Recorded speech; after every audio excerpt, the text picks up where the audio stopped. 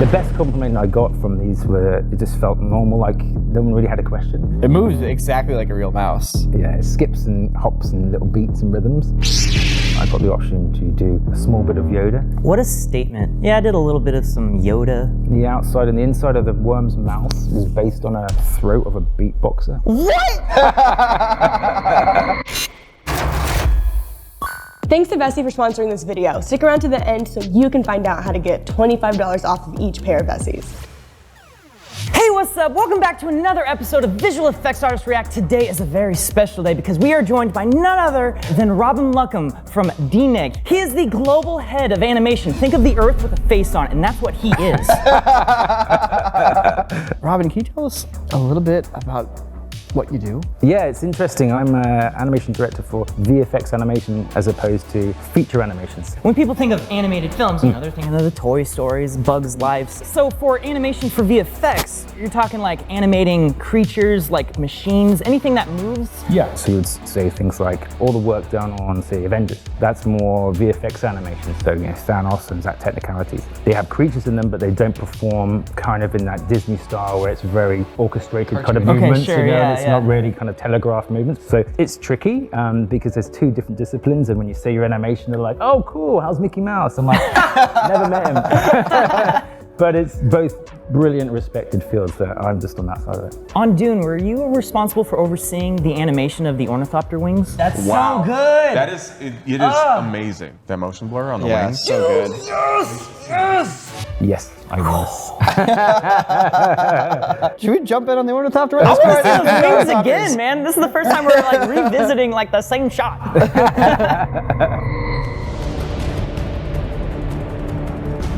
There's his wings. I love that you guys made them look like actual dragonflies. I'm a big fan of dragonflies in general. They're the only creature that can actually do like 3D flight, like forward, back, up, down, left, right. Like no other creature can do that. Yeah, when we were given like the task, it's not laid out like make a dragonfly. And I didn't really want that. I wanted like, okay, this is a mechanical object. How does this actually fly? And so we're working out, okay, you know, a giant albatross, giant wings, it's creating downforce to lift it up. But the wings are so thin, we had to make them faster and faster. This didn't look right. We were trying all these mechanical ways. So you're following the actual physical rule. The smaller the wing, the faster it has to move. Yeah, and the wing was just thin, so we kind of looked at different ideas. We did like, I liked Laputa, and they have these kind of little dragonfly things, and we looked at loads of old kind of helicopter footage of, you know, people trying to take off like the Wright brothers. But then we had to work out, okay, well, there's 8 of these, and if they started to flare apart, they looked quite thin, and just didn't look like it would keep it in the air. So I was like, okay, made sure the animators kept them closer together. And then we started doing the buzz.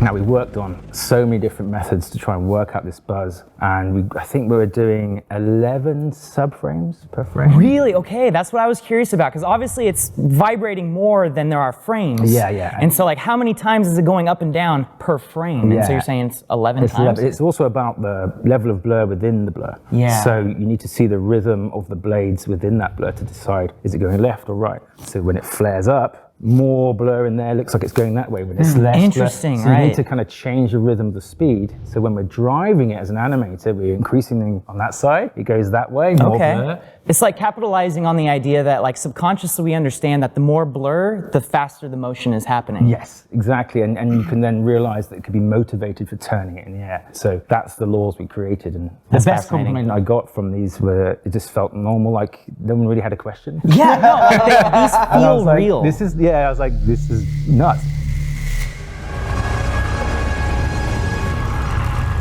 So you also worked on animating the worm here too, right? But yes, we did the worm.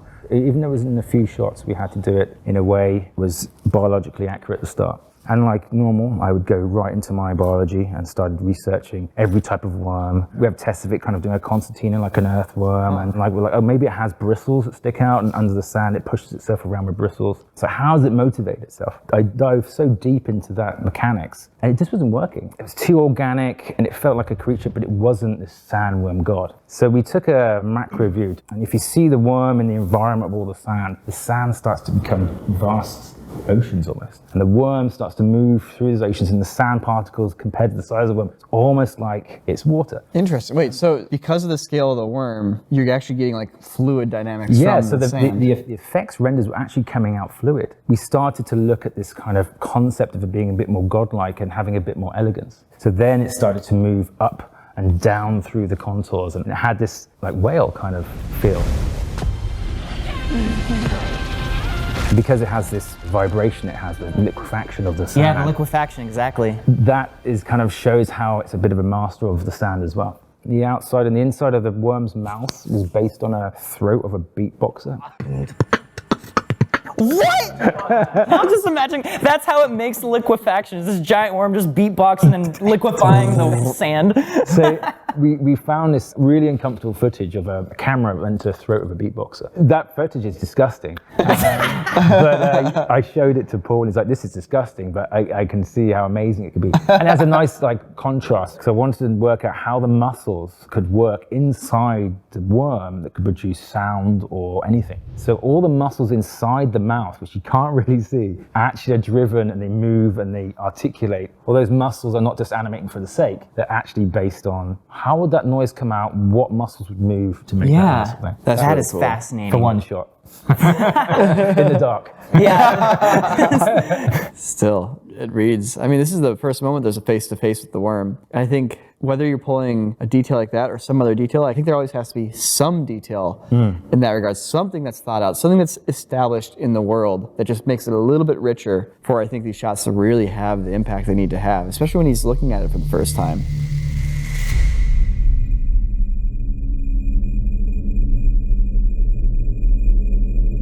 So those guys, like, what was the idea behind having them slowly drop down in? Was that like inspired from the book? Was that a specific thing DNEG wanted? So they've got gravity belts, and they come in slowly because they drop out of the sky at full speed, hit the belt, and it slows them down, anti-gravity. Okay. So they're in that moment here, they're trying to surprise attacks, that's what coming in slow, but also adds a lot of drama. Seriously though, like, what a moment of tension. You're just like, oh, they're floating? Yeah.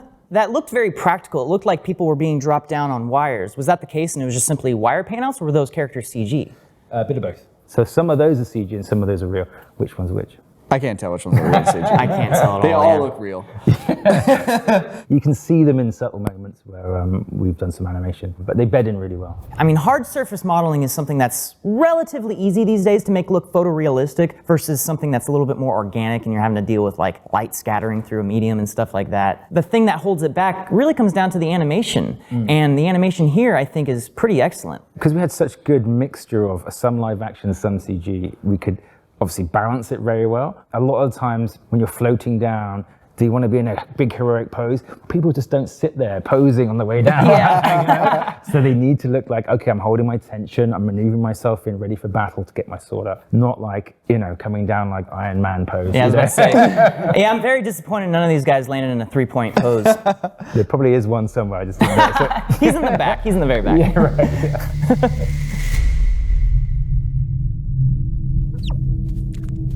Yeah. It's adorable. Oh yeah, it's so cute. It moves exactly like a real mouse. Yeah, it skips and hops and little beats and rhythms. Dude, the water going down the Yeah, ears, the yeah. veins. It's re-drinking the Wow. water from its ear. Yeah. Dude, tasty ear water.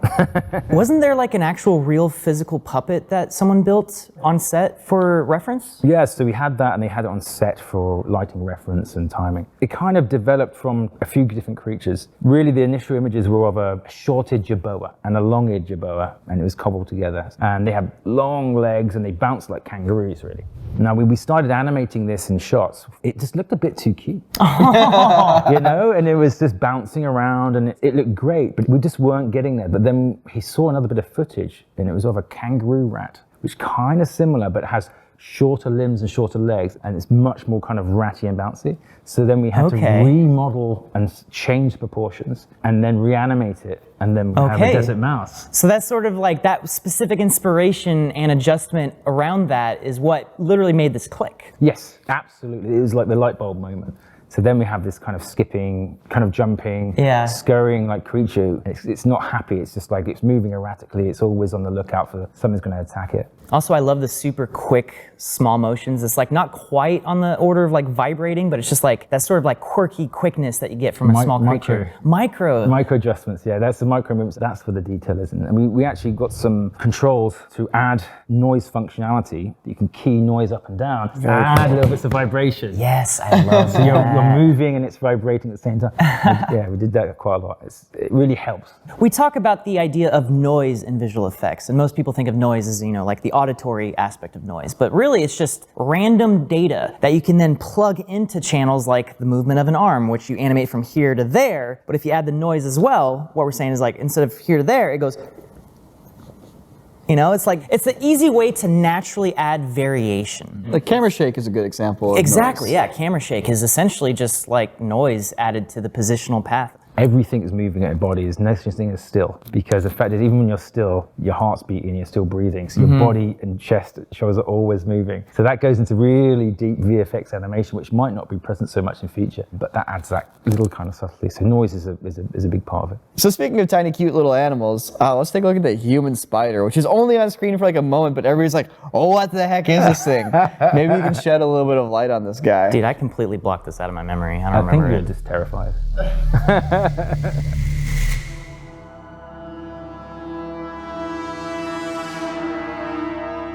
It was crazy when it turned up. It was instantly one of the favorites for the animation team. They were like, this is repulsive and incredible at the same time. So the big question I had was, is this a human with sort of limbs attached to it like it's a spider? Or is it a spider which has a human form? And this, when you start thinking about it, it's disgusting. And you're like, oh my God, this is horrific. But what it is an experiment. So it's kind of like, it is a human, because it's not actually got legs, they're all arms. Oh, right, yeah, because they're all like, they got fingers at the end of each arm. And it's got like tons of shoulder blades on the back, but then it has this kind of bulbous end, which is like a spider. And DUNE found this reference of this incredible ballerina. And she does a ballet performance like a spider. So obviously DUNE being DUNE contacted her. And we got her in a mocap scene. Oh, wow. And she actually performed on the day, and it kind of became the backbone reference of what we're doing. Dang, I didn't ever hear that before. Yeah. But the thing for this one was all about posing. You had to get these poses to read, to have these fingers working. It had to feel comfortable but awkward, because again, going into this biology again, this has not lived as this creature its entire life, bred for that purpose. It's just been put together, so it's hard to walk. It's like tragic. Oh, yeah. Hey, are you enjoying this episode so far? Do you want to see us go even deeper into some of the really nitty-gritty details? Well, we've done that on our website, quarterdigital.com. Check it out. You can get a free trial. Thanks. Lord Vader. Yes, Master. Rise.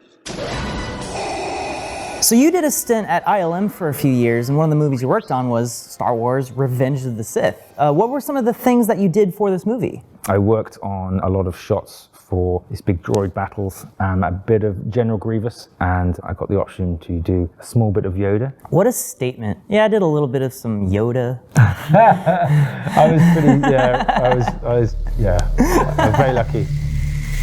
I've been trained in your Jedi arts by Count Dooku.